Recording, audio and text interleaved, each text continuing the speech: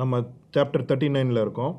So 39ல் வந்து multi threading ஆரம்பிக்க போகிறோம். ஸோ இங்கே இந்த இது இனிமேல் இன்னொரு 5 வீடியோலேருந்து 10 வீடியோ பார்த்தீங்கன்னா மல்டி த்ரெடிங் கன்கரன்சி ஹேண்ட்லிங் எப்படி ஜாவாவில் பண்ணுறோம் அப்படின்றத நம்ம லேர்ன் பண்ண போகிறோம். ஸோ ஃபஸ்ட்டு வந்து பேசிக்காக த்ரெட்ஸ் இன்ட்ரொடக்ஷன் பற்றி இந்த சாப்டரில் லேர்ன் பண்ண போகிறோம். ஒரு சின்ன கோடு எழுதி எப்படி வந்து நம்ம த்ரெட்ஸ் க்ரியேட் பண்ணுறோம், பேசிக்காக எப்படி க்ரியேட் பண்ணுறோம் அப்படின்ற இன்ஃபர்மேஷனை நம்ம பார்க்க போகிறோம். மல்டி த்ரெடிங் நிறைய விஷயம் நம்மளுக்கு தெரியணும். ஸோ சிபியூ ஆர்கிடெக்சர் எப்படி இருக்குது, எப்படி Java virtual machine memory model எப்படி இருக்குது, இதை பற்றிலாம் கூட நம்ம தெரிஞ்சுக்கணும். இதில் நிறைய விஷயம் இருக்குது. ஸோ இன்டர்வியூலலாம் வந்து பார்த்திங்கன்னா நிறைய கொஷின்ஸ் வந்து மல்டி த்ரெடிங்கில் வரதுக்கு வாய்ப்பு இருக்குது. So will get started first. So first த்ரெட்டுனா என்ன, அது என்ன பண்ணுது அப்படின்றத நம்ம பார்க்கலாம். ஸோ இப்போ வந்து த்ரெட்டுனா என்ன, ஒரு த்ரெட்டு நீங்கள் க்ரியேட் பண்ணுறீங்கன்னா அது வந்து ஒரு இண்டிபெண்ட் யூனிட் ஆஃப் ஒர்க்.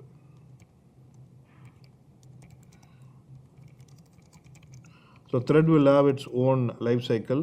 ஒரு இண்டிபெண்ட் ஒர்க்கை வந்து நீங்கள் த்ரெட்டு க்ரியேட் பண்ணி பண்ணலாம்.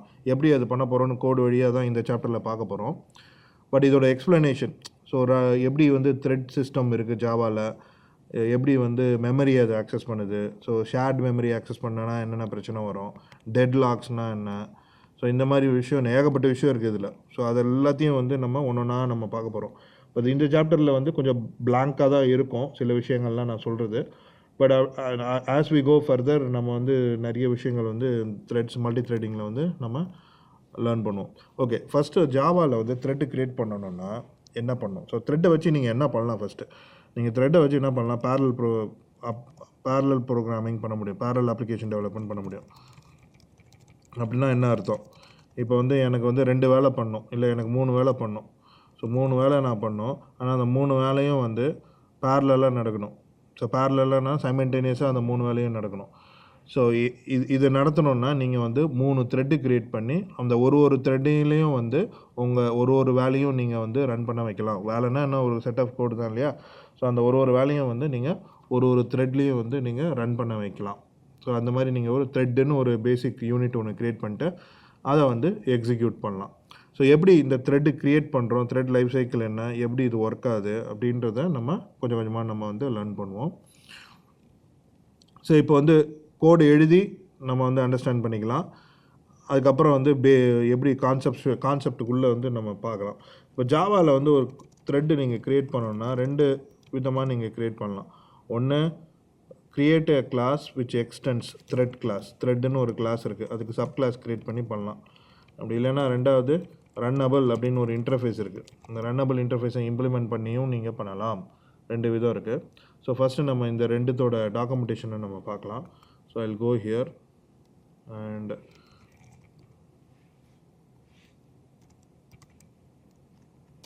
த்ரெட் ஏபிஐ ஜாவான்னு போடுறேன். ஸோ ஜாவாவோட இது வந்துடுச்சு. ஸோ த்ரெட் கிளாஸ் தான். ஸோ java.lang பேக்கேஜில் இருக்குது. So thread class already implements runnable. இது ஏற்கனவே ரன்னபிளை இம்ப்ளிமெண்ட் பண்ணுது, ரன்னபிள்ன்ற இன்டர்ஃபேஸை இது இம்ப்ளிமெண்ட் பண்ணுது. இதுக்குள்ளே பார்த்தீங்கன்னா நிறைய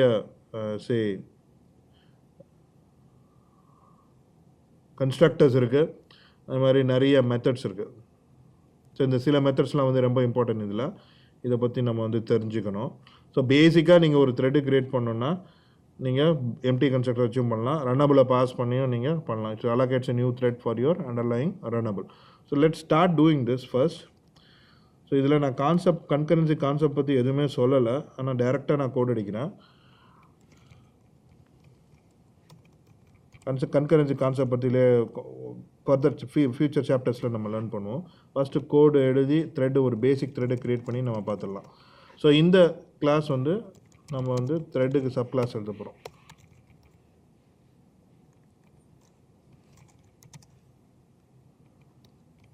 ஸோ நம்ம ஒரு பேசிக் எம்டி கன்ஸ்ட்ரக்டர் எழுதிட்டோம், ஒரு மெயின் எழுதிக்கலாம். அதுக்கப்புறம் வந்து ரன்னுன்ற மெத்தடை நம்ம இம்ப்ளிமெண்ட் பண்ணோம். ஸோ ரன்குள்ளே ஒரு சின்னதாக ஒரு ஃபார் லூப் எழுதலாம்.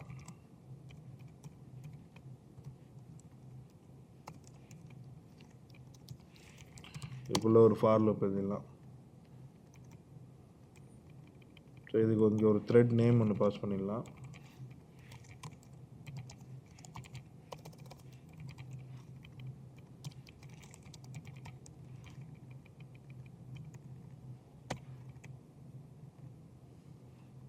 இந்த த்ரெட் நேம் இங்கே பிரிண்ட் பண்ணிடலாம். ஒரு ஈக்குவல் டு போட்டு இந்த ஐயை பிரிண்ட் பண்ணிடலாம். ஓகே, ஸோ சிம்பிளாக ஒரு த்ரெட்டு நம்ம எழுதணுன்னா என்ன நீங்கள் பண்ணுறீங்க? ஸோ நீங்கள் வந்து ஒரு கிளாஸ் எழுதுறீங்க, த்ரெட்டுக்கு சப் கிளாஸ் எழுதுறீங்க. எழுதிட்டு அந்த த்ரெட்டுன்ற அண்டர்லைங் அப்ஸ்ட்ராக்டில் த்ரெட்டுன்ற கிளாஸ் இருக்கு இல்லையா? ஸோ இது வந்து அப்ஸ்ட்ராக்ட் கிளாஸ்லாம் கிடையாது, இது நார்மல் கிளாஸ் தான் அது. ஸோ இதுக்குள்ளே வந்து அந்த ரன்னுன்ற மெத்தட் இருக்குது. ஸோ இந்த ரன்னுன்ற மெத்தட் இருக்குது. அந்த ரன் மெத்தடு தான் வந்து நம்ம ஓவர் ரைட் பண்ணுறோம். இந்த ரன் மெத்தடை நம்ம ஓவர் ரைட் பண்ணணும்.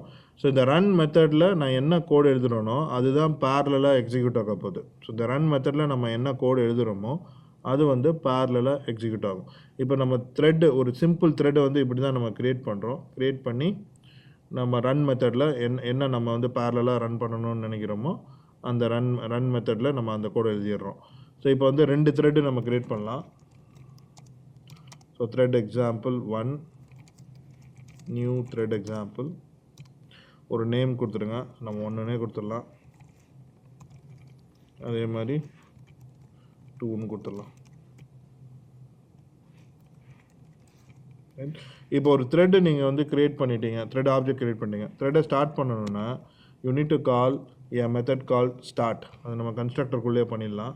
ஸோ தட் ஈஸியாக இருக்கும். ஸ்டார்ட்ன்ற மெத்தடை நீங்கள் கால் பண்ணணும். சரி, ரன்னுன்ற மெத்தட் கூட தான் நீங்கள் த்ரெட்டில் ரன் பண்ணுற கோடை நீங்கள் எழுத போகிறீங்க. ஆனால் அந்த ரன்னுன்ற மெத்தடை டைரெக்டாக கால் பண்ணக்கூடாது. Instead you should call a start method. நம்ம அந்த ஸ்டார்ட் மெத்தடை கன்ஸ்ட்ரக்டர்லேயே போட்டுட்டோம். ஸோ தட் இந்த கன்ஸ்ட்ரக்டர் கால் ஆகும்போது ஸ்டார்ட்டும் கால் ஆகிடும். Start will run the run method, will execute the run method in a separate code execution. So த்ரெட்குள்ளே இந்த அண்டர்லைங் ஃபார் லூப் வந்து தனியாக ரன் ஆகும். அதே மாதிரி நம்ம 2வது த்ரெட்டும் க்ரியேட் பண்ணியிருக்கோம். க்ரியேட் பண்ணி அதுக்கு சில செட் ஆஃப் வேல்யூஸ் கொடுக்குறோம். ஸோ இப்போ வந்து இங்கே நம்ம பிரிண்ட் பண்ணிடலாம் மெயின் டன் அப்படின்னு. ஸோ இப்போ நான் இதை எக்ஸிக்யூட் பண்ணுறேன், எப்படி ஒர்க் ஆகுதுன்னு பாருங்கள். ஸோ இதை எக்ஸிக்யூட் பண்ணும்போது ஃபர்ஸ்ட் என்ன ஆகுது, மெயின் டன் அப்படின்றது பிரிண்ட் ஆகிடுச்சு. ஏன் இது பிரிண்ட் ஆகுது ஃபஸ்ட்டு இந்த த்ரெட்டு க்ரியேட் ஆகிடுச்சு. க்ரியேட் ஆகி அதுக்குள்ளே இருக்க ஸ்டார்ட் மெத்தட் கால் ஆகணும். அதுக்கப்புறம் இந்த 2வது த்ரெட்டு க்ரியேட் ஆகி அதுக்குள்ளே இருக்கிற ஸ்டார்ட் மெத்தடும் கால் ஆகிடுச்சு. ஆனால் ஸ்டில் த்ரெட்டு ரன் ஆகலை. அதுக்கு முன்னாடி இந்த system.out.println ரன் ஆகிடுச்சு. ரன் ஆன பிறகு இந்த 2 த்ரெட்டும் வந்து எக்ஸிக்யூட் ஆகுது. ஃபஸ்ட்டு வந்து செகண்ட் த்ரெட்டு தான் ஸ்டார்ட் ஆகிருக்கு. இங்கே பார்த்தீங்கன்னா 2 தான் வச்சு பிரிண்ட் ஆகிருக்கு பாருங்கள். ஸோ 2 ஃபுல்லாக நடந்துருச்சு. அதுக்கப்புறம் 1 வந்து ஃபுல்லாக நடக்குது. ஏன்னா நான் ரன் பண்ணுற CPU வந்து multi core CPU. So multi core சிபியூனா நீங்கள் வந்து எப்படி அது மல்டி கோர் சிபியூன்னு நீங்கள் சொல்கிறீங்கன்னா, இதில் டாஸ்க் மேனேஜரில் போய் பார்த்தீங்கன்னு வச்சுக்கோங்களேன், இந்த பர்ஃபார்மன்ஸ் அப்படின்னு ஒன்று இருக்கும். அப்ளிகேஷன், ப்ராசஸ், சர்வர்ஸ், பர்ஃபார்மன்ஸ்னு இருக்கும். இந்த பர்ஃபார்மன்ஸ்க்குள்ளே தான் வந்து எத்தனை CPU உங்கள் லேப்டாப்பில் இருக்குது அப்படின்ற டீட்டெயில்ஸ் வந்து கிடைக்கும். இப்போ இந்த மிஷினில் வந்து 4 கோர் இருக்குது. ஸோ 4 CPU இருக்குது. Each and every CPU may have dual core இருக்கலாம். ஸோ இதுவே வந்து 2 கோராக இருக்கலாம், இதுவும் 2 கோராக இருக்கலாம், இதுவும் 2 கோராக இருக்கலாம், இதுவும் 2 கோராக இருக்கலாம். ஸோ அந்த மாதிரி 8 CPU இருக்கிறதுக்கு வாய்ப்பு இருக்குது. ஸோ இப்போ நம்பர் ஆஃப் ப்ராசஸஸ் நம்ம வந்து கேட்டோன்னா 4 தான் இருந்து ரிட்டர்ன் பண்ணோம். ஸோ ஜாவாவோட மல்டி த்ரெடிங் எப்படி ஒர்க் ஆகும்னா, each and every thread will run in each and every core. So இந்த ஈச் அண்ட் எவ்ரி ப்ராசஸருக்குள்ளே தான் ஒரு த்ரெட்டும் வந்து ரன் ஆகும். இப்போ நம்ம 2 த்ரெட் இங்கே ஸ்டார்ட் பண்ணியிருக்கோம். இந்த 2 த்ரெட்டும் வந்து வேறு சிபியூவில் ரன் ஆகும். இந்த 4 CPU இருக்கிற இடத்துல வேறு சிபியூவில் ரன் ஆகும். அப்படி ரன் பண்ணும்போது செகண்ட் த்ரெட் வந்து ஃபஸ்ட்டு ஸ்டார்ட் ஆகிடுச்சு. ஆல்தோ இங்கே நீங்கள் பார்த்தீங்கன்னா செகண்ட் த்ரெட் வந்து நம்ம 2வதாக தான் ஸ்டார்ட் பண்ணியிருந்தோம். பட் அது ஸ்டார்ட் ஆகி அது முடிஞ்சு போச்சு.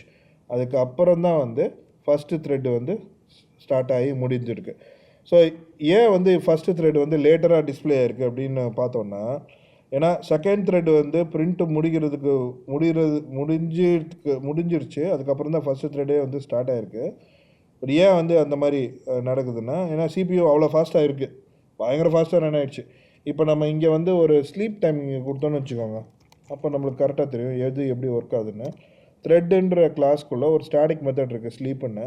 இப்போ நான் இங்கே வந்து 50 மில்லி செகண்ட் வந்து கொடுக்குறேன். So this particular sleep we need to put a try catch block as well.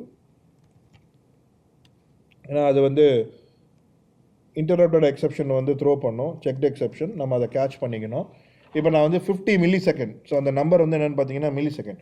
ஒரு லூப்பு வந்து 50 மில்லி செகண்ட். ஸோ 2 த்ரெட் இருக்குது, 10 லூப் இருக்குது, 20 தடவை இது ரன் ஆகும்.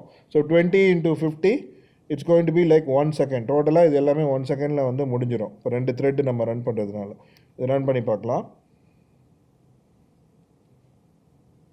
இப்போ பார்த்தீங்கன்னா கலந்து வரும் பாருங்கள்.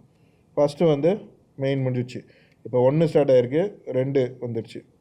ஏன்னா 1 ஸ்டார்ட் ஆகி 50 மில்லி செகண்ட் கழித்து தான் மறுபடியும் 1 ரன் ஆகணும்.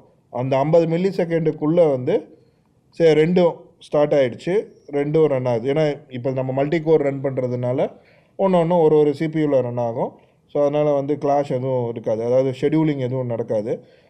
ஒரு சிபியூவில் ரன் ஆகிறதுனால அதுவாக அழகாக ரன் ஆகி முடிச்சிடும். ஸோ இது கரெக்டாக உங்களுக்கு எந்த மாதிரி ரன் ஆகுது. இப்போ அதே சீக்வன்ஸில் ரன் ஆகணும்லாம் சொல்ல முடியாது. இப்போ பார்த்தீங்கன்னா மாற்றி கூட ரன் ஆகும். எப்படி ரன் ஆகும்னு நம்மளால் சொல்ல முடியாது. இப்போ இன்னொரு தடவை ரன் பண்ணுறேன்.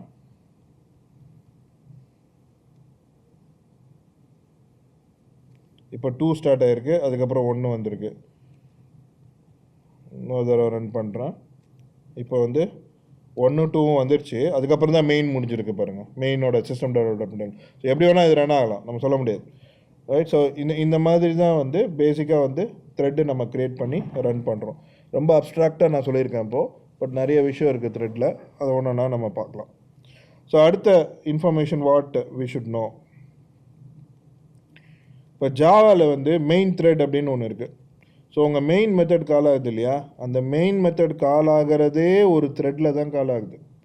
ஸோ நம்ம ஸ்டாட்டிக் அப்படின்ற கீவேர்ட் நம்ம படிக்கும்போது ஒரு விஷயம் நம்ம பார்த்தோம். ஸோ ஒரு கிளாஸும் உள்ளே லோட் ஆகும்போது கிளாஸ் ஆப்ஜெக்ட் ஒன்று க்ரியேட் ஆகும். So Java virtual machine class ஆப்ஜெக்டில் இருக்கிற மெயின் மெத்தட், ஏன்னா ஸ்டாட்டிக் மெத்தடெல்லாம் கிளாஸ் ஆப்ஜெக்டில் போய் விழுந்துடும் இல்லையா. ஸோ அந்த கிளாஸ் ஆப்ஜெக்டில் இருக்கிற மெயின் மெத்தடை வந்து கால் பண்ணுது. அப்படி கால் பண்ணும்போது Java virtual machine will create something called a main thread. அந்த மெயின் த்ரெட்டை வச்சு தான் இந்த மெயின் மெத்தடையே கால் பண்ணோம். அது எப்படி நீங்கள் பார்க்கலான்னா, இப்போ நான் இங்கே த்ரெட்லேருந்து ஒரு மெத்தடை நான் கால் பண்ணுறேன். த்ரெட்டில் கரண்ட் த்ரெட்டுன்னு ஒரு மெத்தட் இருக்குது, thread.current thread அப்படின்னு. ஸோ அந்த கரண்ட் த்ரெட்டை வந்து நம்ம வந்து இங்கே பிரிண்ட் பண்ணி பார்க்கலாம். So thread.current thread will return the thread object. அதாவது இந்த மெத்தட் வந்து எந்த த்ரெட்டில் ரன் ஆகுது அப்படின்ற டீட்டெயில்ஸ் வந்து நம்மளுக்கு கிடைக்கும். ஸோ அதை நம்ம வந்து இங்கே பிரிண்ட் பண்ணுறோம். இப்போ பார்த்தீங்கன்னா மெயின் த்ரெட் வரும் பாருங்கள். ஸோ இங்கே மெயின் வருதா. ஸோ இப்போ இது வந்து த்ரெட்டோட 2 ஸ்ட்ரிங் காலாக இருக்குது. ஸோ நம்ம த்ரெட்டோட 2 ஸ்ட்ரிங்கில் போய் பார்த்தோம்னா இது எப்படி பண்ணியிருக்காங்க அப்படின்றது நம்மளுக்கு தெரியும். ஸோ த்ரெட்டுக்குள்ளே போயிடலாம், 2 ஸ்ட்ரிங் போய் பார்க்கலாம். ஸோ இதுதான் த்ரெட்டோட 2 ஸ்ட்ரிங். ஸோ த்ரெட்டோட 2 ஸ்ட்ரிங் என்ன சொல்லுது, த்ரெட்டோட நேமு, அதுக்கப்புறம் அதோட ப்ரையாரிட்டி. ஸோ த்ரெட்டுக்கு வந்து ப்ரையாரிட்டி நம்பர்ஸ் இருக்குது.